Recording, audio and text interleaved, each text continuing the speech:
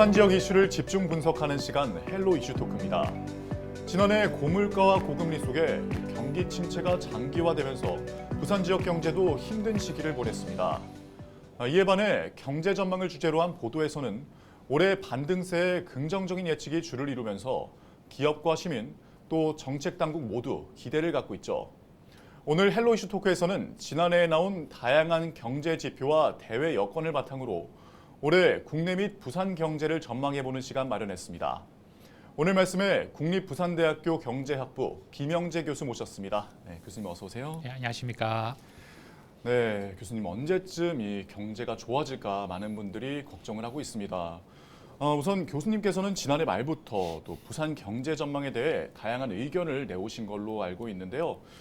지난해 예견했던 전망과 어떻게 좀 비슷하게 가고 있습니까?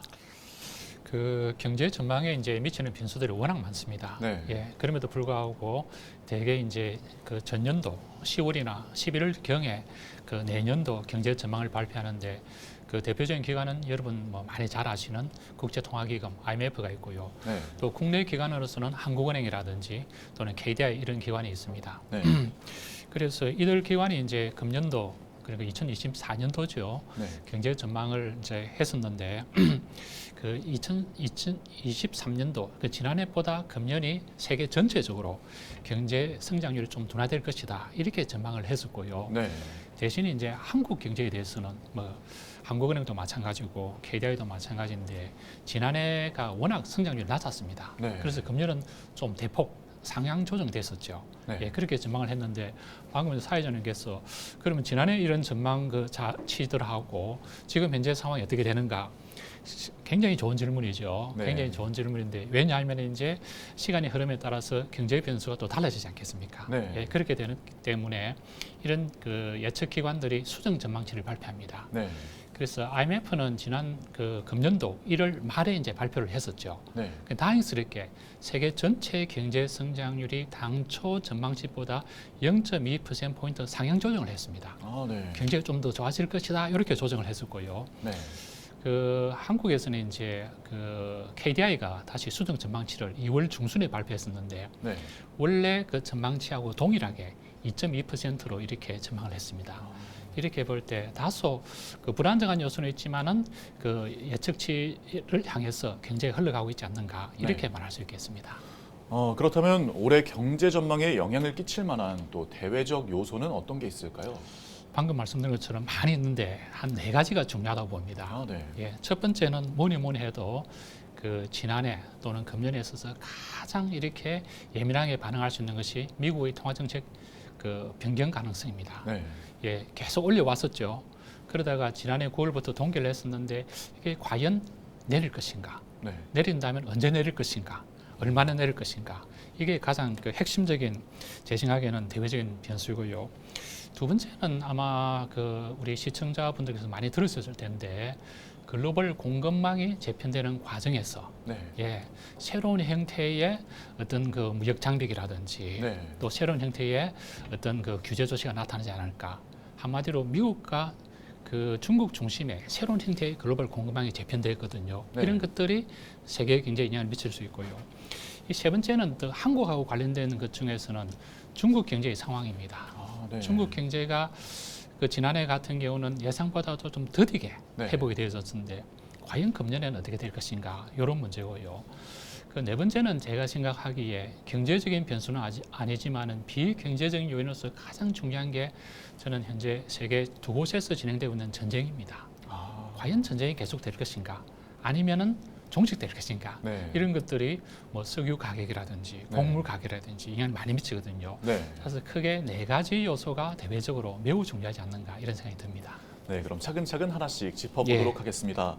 우선 작년에 한국은행이 발표한 이 자료에서 보면은요, 올해 경제 성장률 전망치 0.7%로 작년보다 높았다고 하는데, 네, 올해가 시작된 이후로 예상대로 좀 가고 있습니까? 예, 그래서 이제 경제 변수라는 게 가만히 머물러 있지는 않고 계속 변화되지 않습니까? 네. 그래서 지난해 같은 경우는 한국 경제 성장률이 1.4%였습니다. 아, 네. 그 한국은행이 이제 2.1%로 했어서 무려 0.6, 0.7 정도 높이 잡았거든요. 네. 근데 여기에는 이제 전망을 위한 전제 조건이 크게 3가지가 있습니다. 네. 첫 번째는 방금 말씀드린 것처럼 세계 경제 전체가 얼마만큼 성장할 것인가. 네. 근데 다행스럽게도 IMF가 어떻습니까? 수정 전망치에서 세계 경제 성장률 0.2%포인트를 높이 잡았습니다. 네. 그러니까 세계 경제가 생각보다 좀 더 성장할 것이다 했기 때문에 네. 한국 경제도 좀 더 좋아지지 않을까 이런 측면이 있고요. 네. 두 번째는 이제 우리나라의 경제에 있어서 제일 중요한 게 국제 유가입니다. 네. 예, 석유 가격이 어떻게 될 것인가. 근데 뭐 방금 말씀드린 것처럼 중동 사태라든지 네. 우크라이나 사태 계속되지 않습니까? 석유 가격은 상당히 불안합니다. 네. 불확실성이 높다는 것이죠. 요 요인은 조금 불리하게 작용할 수 있고요. 세 번째는 또 우리나라의 경제의 특징이 수출 수입이 되지 않겠습니까? 네, 맞습니다. 그래서 교역량이 또 대단히 중요합니다. 네. 근 최근 들어서 여러 지역에서 또 교역량에 영향을 받게 되고 특히 방금 말씀드린 그 글로벌 공급망 구축 과정에서 네. 국가 간 지역 간 무역 구조가 달라질 수 있거든요. 네. 따라서 이런 것들이 좀 불확실한 요소입니다. 그래서 긍정적인 요소도 하나 있고 네. 불안정적인 요소 두 개 있기 때문에 전체적으로는 다소 불안정하지만 예측대로 흘러가고 있다.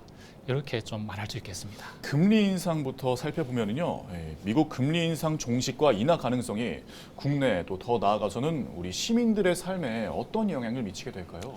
그렇습니다. 제가 대외적인 요인 중에서 첫 번째가 이제 미국의 통화정책 변경 가능성인데 네. 지금 현재 상황은 미국의 이제 정책 금리 어떻게 보면 이제 연방 기금 금리를 하는데요, 네. 최대 5.5%입니다. 네. 한국의 정책 금리가 기준 금리인데 그거는 정해져 있습니다. 3.5%. 네. 격차가 2.0%포인트입니다. 네. 이는 굉장히 크다고 생각하시면 됩니다. 네. 예, 특히 금융시장에서는 뭐 0.1%포인트가 매우 크거든요. 네.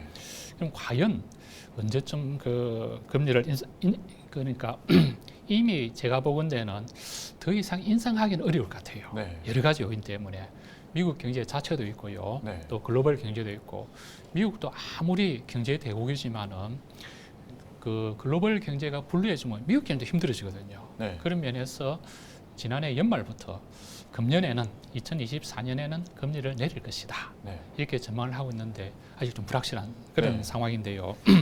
만약에 그 우리 사연자 두 번째 질문이 어떻게 될 것인가 그런 문제인데 지금 많은 분들이 금리 인하를 전망하고 있고 또 네. 기대하고 있습니다. 네, 맞습니다. 예, 제일 그 한국에서 중요한 것이 그 수출 수입이 중요하지 않습니까? 네. 그래서 금리가 내려가면은 소비가 좀 늘어날 가능성이 많습니다. 네. 예, 금리가 또 금리가 내려가면은 투자 비용이 낮아지기 때문에 투자를 많이 하게 되죠. 네. 예, 이렇게 되면 경제가 좀 좋아질 수 있거든요. 네. 소비가 증가되고 투자가 증가되면 그렇게 되어진다면은 뭐 예를 들어서 그 우리나라에서도 금리를 내릴 수 있기 때문에 그시 경제 전반적으로 경제가 좋아지기 때문에 아마 소비도 더 늘어나고 네. 투자도 더 활성화되지 않을까 이런 긍정적인 면이 많이 있죠.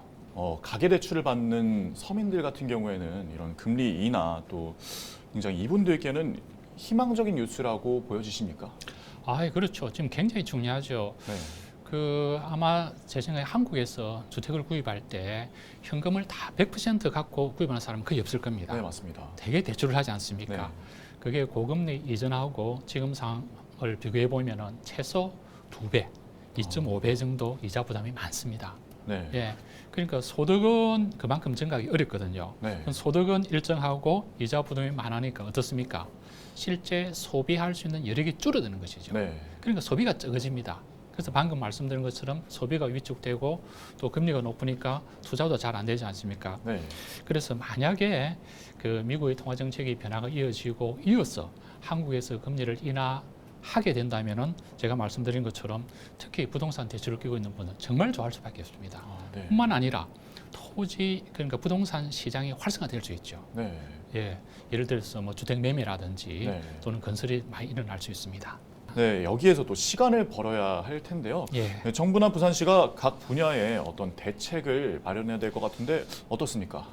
예, 대개 이제 그 경제 정책에는 크게 두 가지가 있는데요. 네. 첫 번째가 재정 정책이고 두 번째가 통화 정책인데 재정 정책은 시차가 거의 없습니다. 네. 효과가 즉각적으로 나타나고 방금 말씀하신 통화 정책은 시차가 존재합니다. 네. 최소 6개월이고 1년 6개월인데 그래서 방금 말씀하신 것처럼 특히 이제 부산 지역 같은 경우는 중소기업, 네. 소상공인이 많지 않습니까? 네. 이들이 이제 어떻게 버텨내야 되는데 그래서 금년 초부터 뭐 지난해 그 하반기부터 특히 중소기업이라든지 네. 소상공인에 대한 그 자금 지원 규모를 대폭 늘렸습니다. 네. 늘리고요.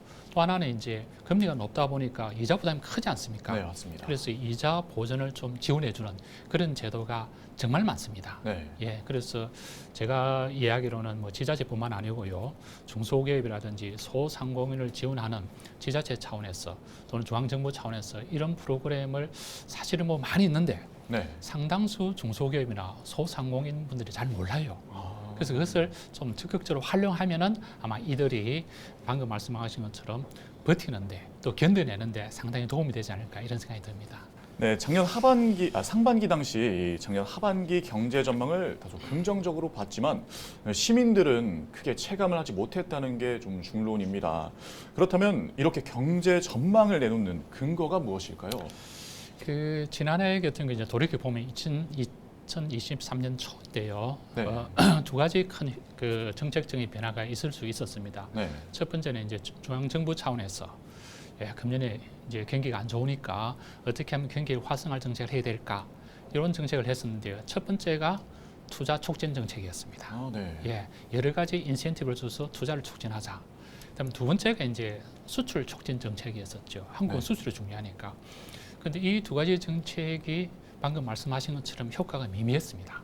가장 큰 이유는 중국 경제가 코로나 정책을 바꾸었습니다. 지난해 네. 초에. 그러니까 제로 코로나 정책에서 위드 코로나 정책 바꾸었죠. 네. 그런데 의외로 중국 경제가 성장 회복 속도가 좀 더뎠습니다. 느렸습니다. 네. 그러다 보니까 국내 정책으로서는 효과가 있어 주려 하면은 대외적인 여건이 좋아야 되는데 네. 이게 제대로 되지 않으니까 그 방금 말씀하신 것처럼 그 지난해 그 상반기는 힘들었지만 하반기 좋아질 것이다라고 많은 분들이 말씀을 하셨는데 네. 결과적으로 어떻습니까? 좀 비슷한 상황이었었고 네. 그러다 보니까 전체 경제 성장률이 모두에 말씀드린 것처럼 1.4% 매우 낮은 상황이었었죠. 네. 그런 상황이었다고 봅니다.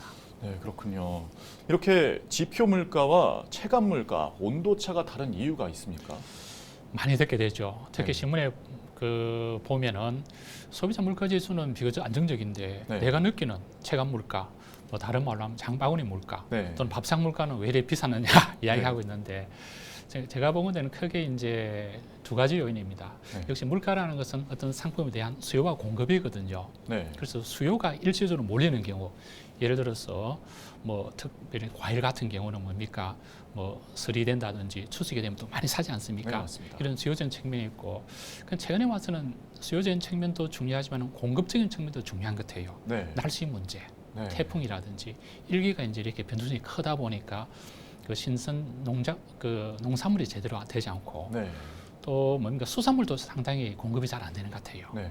예, 따라서 이런 그 자연재해라든지 또는 일시적인 충격들이 주어져 가지고 공급이 줄어들고 수요는 늘어나니까 일부 상품에 대해서는 가격이 3%, 5%가 아니고 10%, 20% 폭등하게 되는 것이죠. 네.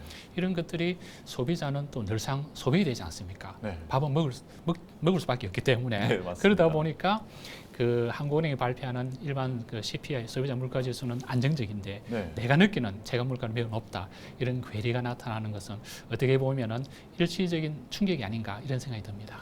네, 작년에 이런 태풍과 같은 자연재해부터 시작해서 맞습니다. 또 후쿠시마 오염수 문제로 인해서 그렇죠. 예, 여러 가지 요인도 있었지 않습니까? 맞습니다. 예, 네, 이로 인해서 우리가 바로 밥상물가라고 하죠. 예. 그런 부분에서 차이를 보이다 보니 이렇게 체감이 다른 것 같습니다. 맞습니다. 예. 네, 그렇다면 이런 지표들이 작년 지표 기준인지 아니면 따로 마련된 평균값이 기준인지도 또 궁금한데요. 그렇습니다. 예. 그래서 대개 이제 소비자 물가 지수라고 붙이는 모든 경제의 변수는 기준 연도를 정해놓고 합니다. 예. 그래서 기준 연도에서 지금 현재 연도가 지수가 변화되지 않겠습니까? 네. 예를 들어서 제가 이야기로는 이제 물가 지수 같은 경우는 기준 연도가 2020년도거든요. 20년도. 20년도를 100으로 하고 지금 현재 110 같으면은 10만큼 올랐구나. 네. 이렇게 계산하거든요. 그래서 기준 연도를 기준으로 해서 현재 물가 수준이 얼마인가를 나타내는 게 물가 지수 이렇게 네. 이해하시고요. 또 하나는 이제 물가 지수 산정에 포함되는 상품의 종류가 달라질 수 있습니다. 아, 네. 옛날에는 어떤 상품을 많이 소비했었는데 지금은 전혀 소비하지 않는 것도 있을 수 있거든요. 네. 그렇지만은 예전에는 소비를 전혀 안 하다가 최근에 소비를 많이 하는 게 있습니다. 네. 예를 들어서 옛날에는 햄버거를 안 먹었었는데 지금 햄버거를 잘 먹지 않습니까? 네, 맞습니다. 그럼 햄버거가 들어가야 되지 않겠습니까? 네. 이렇게 소비자 물가지수를 상회하는 품목도 경우에 따라서는 바뀔 수 있습니다. 어떻게 보면 사람들의 니즈라고 하죠. 좀 니즈에 따라서 많이 변동될 수 있는 거죠. 그렇죠. 예. 그렇군요. 예.